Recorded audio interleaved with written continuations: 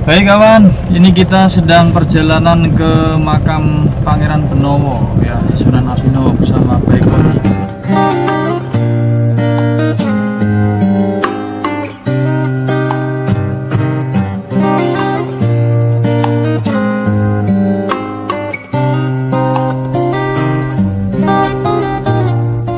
Ya ini kalau pagi, kalau sore sejuk sekali di sini ya. Suasananya sejuk karena ini siang menjelang sore, jadi agak panas. Ini adalah jalan menuju ke makam Sunan Abinowo Kukuncen.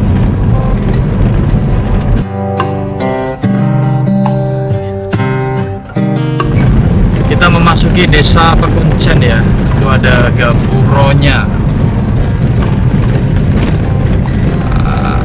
Selamat datang desa Pekuncen. Agak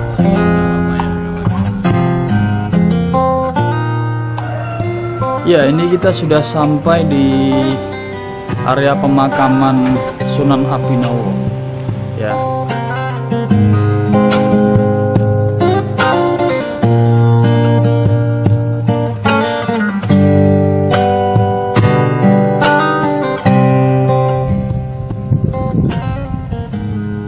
Ini kita memasuki area pemakaman ya. Jalannya sudah baru ya, berbeda sekali dengan zaman saya waktu kecil dulu. Kalau ini joglo atau rumah-rumahan ini sejak lama sekali. Jadi waktu saya kecil dulu ini sudah ada. Kita kalau lewat ini harus merunduk ya. Bismillahirrahmanirrahim. Nah, kita sampai di pemakaman Pangeran Benowo. Assalamualaikum.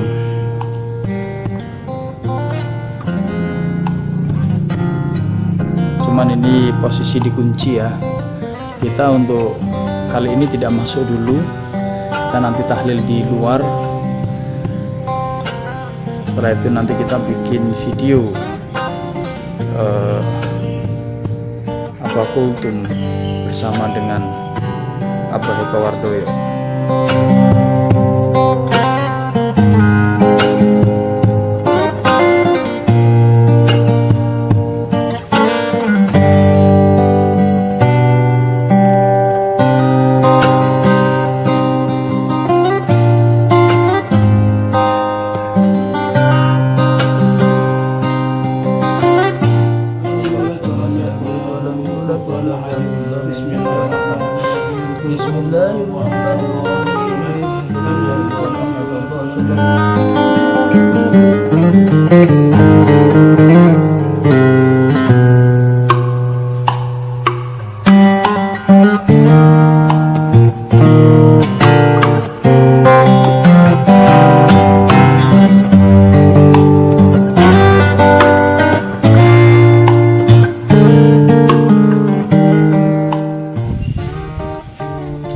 Assalamualaikum warahmatullahi wabarakatuh.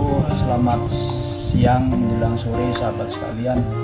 Ini kita berada di makamnya Pangeran Abinowo ya, salah satu aulia atau penyebar agama Islam di tanah Jawa, khususnya di Kabupaten Kendal, Jawa Tengah. Jadi sekilas ya yang mungkin Abah juga sudah tahu bahwa Pangeran Benowo atau Sunan Abinowo itu adalah putra dari Jakatinggi ya Pak ya. Mas Karebet atau Pangeran Hadiwijaya, Raja Pajang yang pertama. Jadi seharusnya di Kerajaan Pajang tahta yang ketiga itu diduduki oleh Pangeran Benowo. Cuman beliau menduduki pada tahun 1585 sampai dengan 1587. Setelah itu beliau meninggalkan kerajaan. Nah, di saat itulah kemudian Kerajaan Pajang hilang, selesai. Jadi memang di akhir kerajaannya sampai beliau mendapatkan julukan sebagai Prabu Wijaya, Raden Prabu Wijaya. termasuk silsilahnya sampai ke Kiai Haji Abdurrahman Wahid ya Pak. Iya, ditarik ke sini ya. Itu sekilas saja sahabat sekalian. Sebelum kita mulai, kita mohon izin kepada saudara-saudaraku, sahabat-sahabat sekalian, terutama teman-teman penjaga di areal makam Pangeran Benowo ini, mohon izin untuk membuat video dakwah. Insya Allah ini kita niatkan untuk satu, kita menebarkan kebaikan, berbagi ilmu, termasuk kita juga bermutolaah ya Pak ya. Niat karena Allah Ta'ala. Baik, tadi sekilas saja. Semoga Pangeran Benowo meridhoi, merestui dan menjadi wasilah bagi kita untuk kita juga mendapatkan ridho dan restu dari Allah Subhanahu wa taala. Amin Allahumma amin. Monggo, Bah. Langsung, Bah. Assalamualaikum warahmatullahi wabarakatuh. Waalaikumsalam warahmatullahi wabarakatuh. Bismillah, alhamdulillah, wassalatu wassalamu ala rasulillah Sayyidina wa habibina wa nabiyina Muhammad ibn Abdillah wa ala alihi wa sahbihi wa man walah, la haula wa la quwata illa billah wa ta'at. Kepada semua sedulur, termasuk pemirsa daripada channel MCM Bersemangat, baik yang dari manapun lah, termasuk di dalam dari Jamiah Yasin dan sholawat al-mubarak dari Jamiah Rotibul Kubro, dan juga dari Jamiah yang assalamu salam yang mungkin sedang menyaksikan dari acara ini. Kita memang salah satunya ingin sowan ke beberapa wali, khususnya yang berkaitan dengan kota Kendal, karena kita berada di kota Kendal. Nah, kita awali dari Mbah Pangeran Benowo ini. Pangeran Benowo ini, kalau beliau itu adalah salah seorang yang mempunyai kedudukan tertinggi di agama dan juga di kerajaan, pemerintahan. Iya, kepemerintahan. Jadi beliau adalah dari silsilah darah biru dari sisi kepemerintahan dan darah biru juga dari sisi agama, kan gitu. Nah, beliau itu merupakan putra dari Sultan Hadiwijaya, Sultan Hadiwijaya Joko Tingkir, yang kemudian beliau itu salah satunya mempunyai putra adalah Pangeran Benowo. Putranya ada beberapa lah, salah satunya adalah Mbah Pangeran Benowo ini. Nah, Mbah Pangeran Benowo ini dipersaudarakan oleh ayahnya, yaitu Jaka Tingkir atau Raden Sultan Hadiwijaya, itu dipersaudarakan dengan Sutowijoyo, Danang Sutowijoyo, dipersaudarakan. Jadi bukan saudara kandung tapi dipersaudarakan. Tapi persaudaraannya ini ditulis di sejarah sangat bagus, bahkan melebihi dari saudara kandung. Ini antara Mbah Pangeran Benowo dengan Sutowijoyo. Nah, kebetulan memang dua-duanya juga mempunyai mempunyai konsen yang sangat tinggi dalam sisi agama. Nah, termasuk Mbah Pangeran Benowo setelah kemudian saking baiknya ya, dulu saking baiknya Pangeran Benowo ini dulu pernah ditugasi oleh ayahnya, ramanya Sultan Hadiwijaya, untuk menelisik dari kabar bahwa Sutowijoyo apakah betul akan memberontak kepada beliau, kan gitu. Sampai kemudian setelah diutus dengan dua orang utusan lainnya, kemudian di sana kebetulan terjadi di wilayahnya Sutowijoyo itu kebetulan terjadi sesuatu yang tidak diinginkan. Maka yang dua kemudian melaporkan ke Sultan Hadiwijaya atau Joko Tingkir itu bahwa betul Sutowijoyo akan memberontak. Nah, Mbah Pangeran Benowo ini yang dipersaudarakan dari kecil dan memang dua-duanya mempunyai kasih sayang yang tulus, itu ingin meredam. Ya, jadi meredam, Mbak. Meredam apa, Mbak? Jadi Jaka Tingkir atau Sultan Hadiwijaya setelah mengetahui itu ditelisik dengan dua mata-mata, kemudian dilaporkan bahwa ingin memberontak, itu meredam yang seperti apa? Jadi memang persaudaraannya, kecocokan dohir batinnya antara Mbah Pangeran Benowo, antara Pangeran Benowo muda lah dengan Sutowijoyo ini memang tembus, persaudaraannya tembus, sehingga ketika dua yang lain melaporkan bahwa iya betul ada indikasi bahwa Sutowijoyo ini mau memberontak ke Pajang, ke Panjenengan, kan gitu. Tapi sebagai putra Pangeran Benowo malah mengatakan tidak, kalaupun kemarin ada kematian, pembunuhan dari prajurit Pajang itu karena tidak sengaja dan kesalahan prajurit sendiri kan gitu. Nah, terus kemudian akhirnya Sultan Hadiwijoyo itu lebih percaya kepada Joko Tingkir, kepada Mbah Pangeran Benowo, pada Pangeran Benowo. Oh ya, syukur alhamdulillah kan gitu. Meskipun Jaka Tingkir lebih percaya kepada putranya Pangeran Abinowo. Iya, betul. Kepada lebih percaya kepada Pangeran Benowo daripada utusan yang lain. Kemudian setelah perjalanan zaman memang akhirnya mungkin karena lihat situasi gonjang-ganjing masyarakat dan sebagainya, memang akhirnya memang ya memang terjadi pemberontakan, memang betul terjadi pemberontakan karena memang keadaan di masyarakat memang mungkin ya sudah menghendaki seperti itu. Setelah terjadi pemberontakan, sebetulnya Sutowijoyo ini juga ingin menghendaki yang naik itu Pangeran Benowo, tapi ternyata di perjalanan sejarah karena memang dilala Kanjeng Sunan Kudus itu lebih mendukung yang naik Arya Pangiri, adiknya apa kakaknya? Itu kakak ipar itu. Bukan putranya tapi menantu berarti menantu. Nah itu naik karena dukungan Kanjeng Sunan Kudus. Jadi memang dulu para ulama itu memang sudah bergelut dengan dunia politik kepemerintahan ya. Jadi para ulama itu dulu dakwahnya lahir batin, yo secara agama, yo secara pendidikan, secara pertanian masuk total itu ulama-ulama dulu itu seperti itu. Iya. Hanya kita juga sekarang ini meniru-niru seperti itulah. Tidak di bidang ngaji toh. Cuman kan kalau ulama dulu memang artinya benar-benar lillah ya Pak. Iya, tidak karena semata-mata pangkat jabatan dan materi.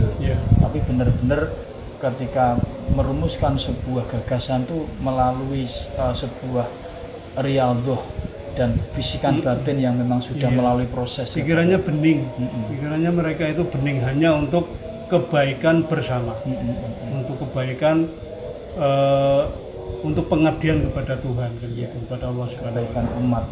Nah terus akhirnya kan yang diangkat Arya Pangiri, tapi memang ternyata Arya Pangiri ini dipandang oleh masyarakatnya, bukan oleh Pangeran Benowo ya, oleh masyarakatnya itu kurang adil tindakannya. Mungkin ya mungkin karena memang bukan bukan asli, mungkin tidak punya jiwa kepemimpinan yang asli mungkin ya.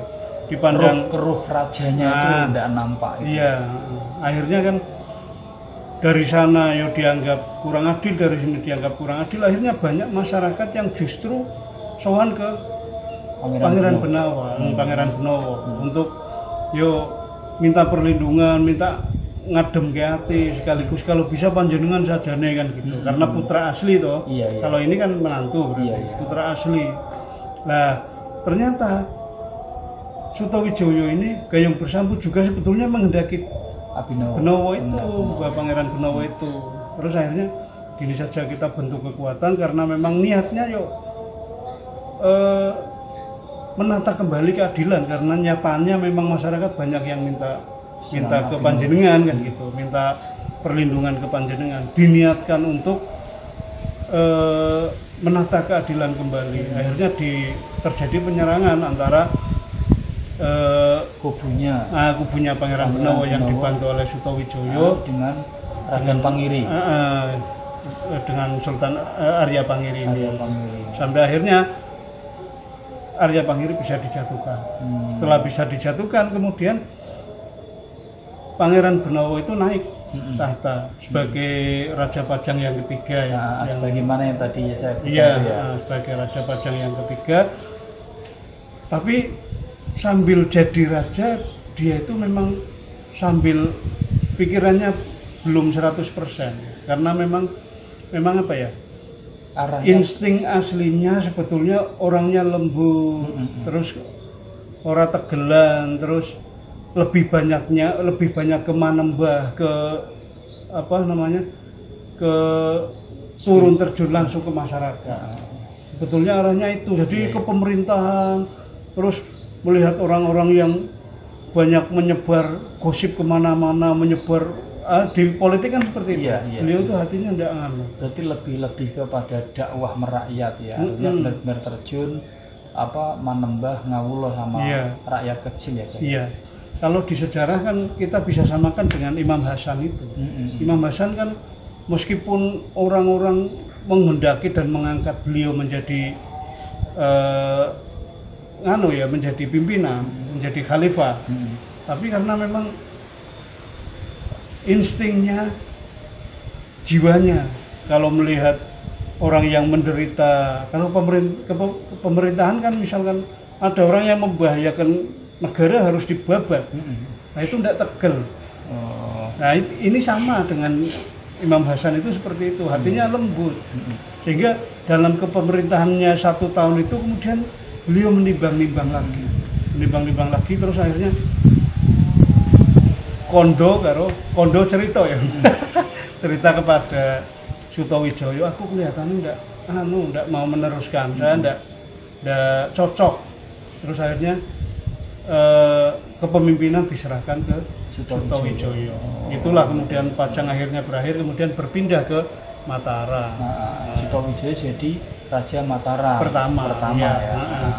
Raja Mataram. Berarti Mataram baru ya Pak? Iya, pindah dari Pajang kemudian diboyong ke sana. Tapi sebetulnya juga Sutowijoyo menghendaki Pangeran Benowo tetap di situ, gitu loh, tetap membantu, jangan pergi. Tapi ternyata memang Pangeran Benowo lebih ingin mencari kebeningan hati, kemudian pergi mengembara. Nah, coro kita, ya mengembara itu ya, berkelana. Satu mencari ketenangan batin, kemudian itu tadi masih mencari. Sebetulnya masih suluk itu sebetulnya, masih mencari ma'rifatullah sebetulnya, masih suluk. Sampai sini kan ngomong suluk, kelingan kucluk, komunitas pecinta suluk. Ya, tadi belum disapa ya. Nanti disapa Pak. Ini lanjut Pak. Nah, kemudian pergi meninggalkan kerajaan baik Pajang ataupun Mataramnya, kemudian mengembara. Nah, di mengembara ini kemudian terjadi perbedaan di sejarah. Ada yang mengatakan arahnya ke timur sehingga sampai ke Jombang, dan kemudian di sana sempat mengajarkan Islam juga di sana, dan juga sampai ada petilasan di sana, ada makam di sana. Di Jombang, Jawa Timur. Di Jombang, iya. Kemudian ada yang sisi lain pergi ke barat sampai kemudian akhirnya ke daerah Pegandon ya. Di situ kemudian bertapa di Gua Kukulan. Kapan kita ke Gua Kukulan? Nah, ya mudah-mudahan nanti kita bisa ke sana juga. Tempat. Berarti itu termasuk petilasan ya? Iya, di sana petilasan. Tempat beliau mungkin apa istilahnya mendekat kepada Tuhan, kepada Allah. Iya. Kalau cara dulu Kanjeng Nabi itu bertahanut di Gua Hiro atau dulu Kanjeng Nabi. Nah, ini kan kayak usilah ya berarti. Iya, masuk ke situ, ke Gua Kukulan itu, dan penderek beliau sekarang namanya Raja ya. Raja itu penderek beliau 4, tapi yang 2 tidak dikenal sejarah. Yang dikenal sejarah 2 muncul di sejarah, itu Kiai Bahu dan Kiai Wiro. Nah itu penderek ya beliau yang setia 4 itu. Nah kemudian beliau cerita, bilang kepada para pendereknya itu, saya mau minta petunjuk kepada Gusti Allah, tolong dijaga kanan kiri saya, tidak usah mengganggu saya sampai 41 hari. Gitu. Jadi apapun yang terjadi kalian tetap di sekitar saya saja, tidak usah masuk. Kemudian Pangeran Benowo masuk, kemudian berzikir dan mendekat kepada Allah sampai akhirnya selesai mendapatkan ketenangan batin. Kemudian akhirnya yakin 100% ingin berdakwah di daerah sini. Sampai kemudian akhirnya negeri ini kan, daerah Pegandon ini kan menjadi daerah Islam ya. Ya Islami. Islam religius. Yang religius, agamanya bagus di sini. Sampai kemudian ada masjid Sunan Abinowo di sini. Nah itu versi yang kedua. Versi yang ketiga di sini tapi tidak menetap. Kemudian melanjutkan perjalanan sampai ke Pemalang. di Pemalang juga membuka desa, dan di sana juga ada makam petilasannya gitu. Nah itulah yang jelas nama satu orang ini karena lillahi ta'alanya ini ternyata bisa membuka negeri Islam banyak di beberapa daerah, dan orang-orangnya pada masuk Islam semua. Luar biasa, Masya Allah ya. Dan bahkan teman-teman setiap malam Jumat Kliwon ya Pak ya, di sini itu menjadi rutinitas setiap bulan, ribuan orang ziarah sowan ke makam Pangeran Benowo yang di Pekuncen ini. Di Pekuncen ini. Lanjut Bah. Nah yang jelas kemudian Mbah Pangeran Benowo meskipun putra raja, tetapi memang jiwa kemanembahannya, ke susuhunannya, ke apa namanya, ke pengabdian keagamannya lebih tinggi, akhirnya spiritualitasnya lebih tinggi, sampai kemudian akhirnya beliau memang menjadi waliullah, menjadi waliullah dari darah biru kerajaan. Jadi darah biru kerajaan itu kalau dawuhnya Mbah Dimyati Rais, darah biru itu malah justru terbagi dua, yang satu tetap melestarikan kerajaannya, yang kedua justru kalau berjuang di agama menjadi orang yang masya Allah semua gitu, kan gitu. Kalau ke Kiai Haji Abdurrahman Wahid terahnya dari Hadratus Syekh. Iya. Kiai Hasyim Asy'ari. Iya, artinya saya berpikirnya gini, jadi ya pantas saja ketika Hadratus Syekh itu mendirikan Jam'iyah Nahdlatul Ulama, kemudian menjadi organisasi terbesar di dunia, dan Jam'iyah itu atau organisasi itu sangat dekat kepada pemerintah ya. Artinya kan ada benang merahnya. Betul. Itu ya teman-teman ya, Masya Allah. Termasuk kemudian Gus Dur atau Kiai Haji Abdurrahman Wahid pernah menjabat sebagai presiden, malah bisa menemukan RI yang malah bisa mengumpulkan keduanya, jiwa kepemerintahannya dan jiwa kerohaninya jadi satu di keturunan itu. Luar biasa, Masya Allah. Lanjut, ada lagi nggak? Kelihatannya itu mungkin dari teladannya yang perlu mungkin bisa kita ambil dari perjuangan beliau. Teladan yang bisa kita ambil yang jelas ya, beliau itu Mbah Pangeran Benowo yang pertama mempunyai sifat kedermawanan yang sangat luar biasa, dan ini diakui oleh sejarah. Memang beliau orangnya loman. Bahkan ketika beliau melihat pertama kali masuk ke daerah Pegandon, Pekuncen ini, kemudian masyarakatnya masih belum punya pengairan, namanya apa, kalinya kan masih belum ada. Yang pertama kali beliau pikirkan bukan apa-apa, bagaimana supaya air dari atas bisa masuk ke sini, bisa turun sampai ke perkampungan. Sampai akhirnya beliau mencodet, zaman dulu ini mencodet, caranya apa ya, membuka sampai akhirnya kemudian pengairannya bisa lancar sampai ke perkampungan, sampai saat ini, di lahan-lahan. Iya, pertama itu yang dipikirkan orang banyak, kesejahteraan masyarakat banyak, tidak memikirkan diri sendiri. Makanya ketika memikirkan ini, saya memang teringat jiwa Gus Dur itu gambarannya seperti itu. Memang tidak akan jauh dari ruh daripada nenek moyangnya. Dia tidak begitu memikirkan diri sendiri, tapi lebih memikirkan ke orang lain. Dan itu yang dipikirkan adalah jangka panjang ke depannya. Iya, sampai ketika siapa ya ini yang cerita yang jelas, Kiai ini dulu pernah ceritanya Gus Dur itu pingin menjual mobil, lah kok pengen dijual mobilnya kenapa Gus? Nyai berarti istrinya, Nyai ini pengen buka warung, punyanya mobil Pak Tito, dijual, nyuruh ke Kiai itu minta tolong supaya dijualkan. Terjual dong yang jual Kiai. Terus Gus, ini sudah terjual, ini uangnya. Ternyata setelah mau dibawa pulang, ada orang lebih dulu sebelum uangnya sampai ke istrinya, ke Nyai Nuria. Sebelum sampai ada orang yang datang mojar, duitnya tidak sampai malah dicungkai kabeh. Lah itu terus ini, Gus lah Nyai piye? Kuwi gampang kok. Nah ini ketika mengingat seperti ini, oh mungkin dulu Mbah Benowo seperti ini juga orangnya. Sehingga orang-orang seperti ini saking tulusnya itu memang kalau masuk ke pemerintahan memang selalu pikirannya mesti Iya, karena beliau-beliau yang seperti itu sudah seperti ya Pak, mewakafkan diri. iya mewakafkan jiwa dirinya. raganya untuk masyarakat, Iya, untuk umat. lah itu. Jadi kepentingan pribadi, kepentingan keluarga itu di nomor dua Digalakkan, kan. ya digalakkan. Nah ini yang perlu kita angkat memang dari sisi keteladanan beliau yang pertama itu tadi ya, kedermawanannya untuk umum. Kemudian yang kedua yang bisa kita lihat, beliau itu termasuk orang yang tidak hubud dunia, jelas sekali. Tidak cinta dunia. Iya, tidak cinta dunia dia itu. Lebih cinta kepada Tuhan, lebih cinta kepada Pangeran, Allah, ya. kepada Allah Subhanahu wa taala. Karena buktinya jadi raja nggak mau. Iya, bisa kita lihat dari kepemerintahannya yang hanya 1 tahun. Sebetulnya ketika beliau ingin jadi raja pun terus diserahkan kepada orang-orang yang kompeten, terus beliau tetap di situ. Lagian memang Sutawijaya juga masih mendukung beliau karena saking akrabnya tidak berani berbuat macam-macam. Itu masih tetap bisa jadi raja itu.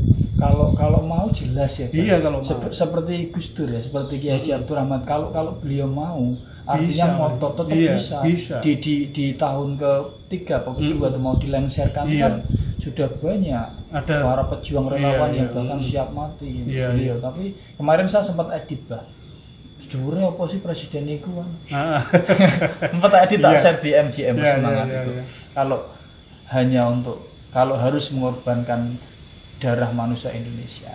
betul. Lanjut Pak. Nah itu, jadi cinta dunianya tidak ada sudah. Mm. Nah ini padahal kunci kesuksesan para pesalik, kunci kesuksesan para orang yang ingin mendekati kepada Tuhan justru sebetulnya di kadar kecintanya kepada dunia.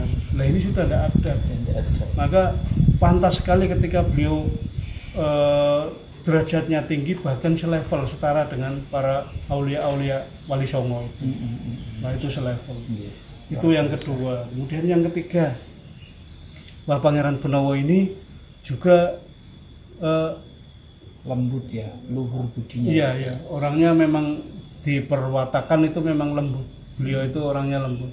Tapi bukan hanya itu, beliau itu apa ya? Dalam perjuangannya itu tidak punya pamrih sama sekali, tidak punya pamrih sama Tidak sekali. ada tendensi. Tidak punya tendensi. Ini yang Beda dengan orang-orang Nah, sekarang jarang, ya, kita jarang juga di antara kadang ada kita. tendensi apa dia. Aku pengen ini ben supaya ini. paling murah yo aku kerjane sangene yo imbalane padha. Tapi beliau ini Enggak ya Mas. bukan orang yang seperti itu. Ikhlasnya, lillahnya luar biasa. Masya Allah. Nah ini minimal 3 aja lah kita Iya, siap. ambil dari beliau. Kita belajar susah. Iya betul ya, kita Itu. kalau kita belum bisa niru minimal 50% aja mungkin berat ya, kita mendekat ya, Iya. mendekat, sowan, berdoa dan lain-lain. Jadi itu sahabat sekalian serangkaian cerita sejarah yang tadi diurai oleh Baik Wardoyo. Jadi memang karena sejarah itu versinya banyak, mohon maaf kepada para sejarawan atau orang-orang yang memang paham betul sejarahnya, mungkin ada yang kurang pas, yang kurang berkenan di hati, mohon dimaafkan dan dimaklumi, dan bisa diluruskan nanti di kolom komentar. Kelihatannya ada juga yang ikut mendengarkan kita ini, Pak, beberapa teman. Yang tidak tambah. Terus ini memang gini ya sahabat sekalian, tadi kita waktu kula nuwun, kita nembung, memang kita tidak diizinkan untuk membelakangi secara langsung, jadi memang duduknya saling berhadapan. Seperti itu sahabat sekalian, semoga bermanfaat. Cukup ya? Cukup. Yang terakhir mudah-mudahan kita dengan membedah, ini kan termasuk membedah atau napak tilas daripada keagungan dan juga hasil perjuangan dari beliau, Mbah Kiai Abdul Halim atau Mbah Pangeran Benowo Susuhunan Agung. Mudah-mudahan kita mendapatkan keberkahan dari Amin ya Allah, ya keberkahan Rabbal beliau. Amin ya Allah. Nah, mari kita berdoa mudah-mudahan Allah Subhanahu wa taala meridhai kita semuanya. Amin. Dan memberikan petunjuk kita kepada jalan yang lurus. Amin. Bismillahirrahmanirrahim. Allahumma shalli wa sallim ala sayyidina Muhammad wa ala alihi washabihi ajmain. Allahumma arinal haqqa haqqan warzuqna ittiba'ahu wa arina al-batila batila warzuqna ijtinabah. Allahumma rabbana atina fid dunya hasanah wa fil akhirati hasanah wa qina adzabannar. Wa sallallahu ala khairi khalqihi sayyidina Muhammad wa ala alihi wa sallim. Walhamdulillahirabbil alamin. Cukup sahabat sekalian, semoga bermanfaat. Ingat, like dan subscribe channel MCM Bersemangat untuk mendapatkan notifikasi dan video-video terbaru dari kami. Salam semangat. Wassalamualaikum warahmatullahi wabarakatuh. 11 menitan ya. Ya, ini adalah Masjid Sunan Abinowo ya. Pekunjan. Ini kita berada di lantai dasar.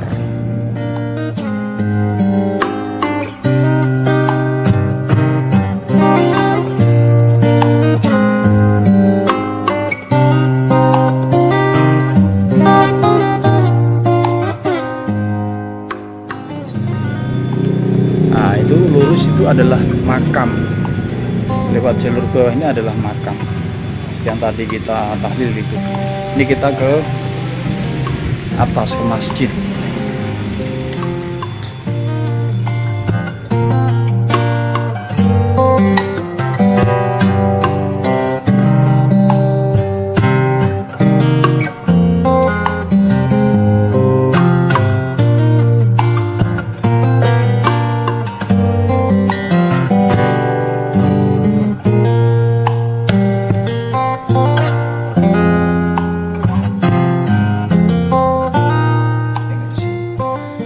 Kita berada di gentong ya istilahnya kalau orang Jawa katakan.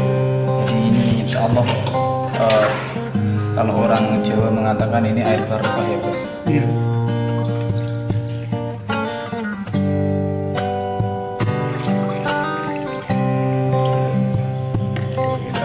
Bismillahirrahmanirrahim.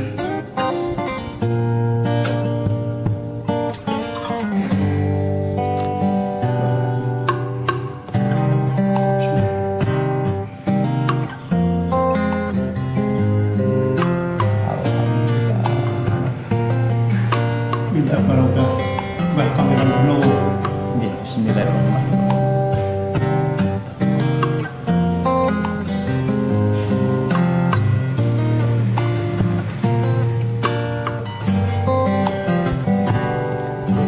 Tiga kali tegukan ya sesuai sunnah Nabi.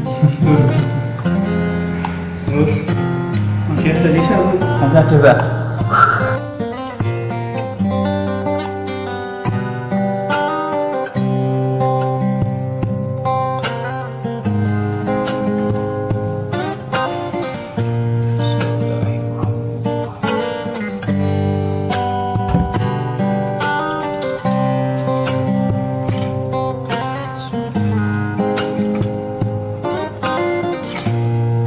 Wah, segar sekali sahabat sekalian.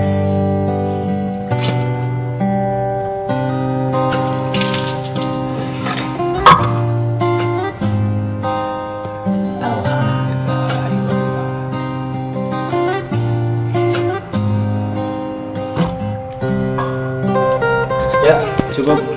Monggo, untuk Mbah. Kita perjalanan pulang ya sahabat sekalian. Setelah ziarah dari Pangeran Benowo, Mbah. Ya. Ya, alhamdulillah.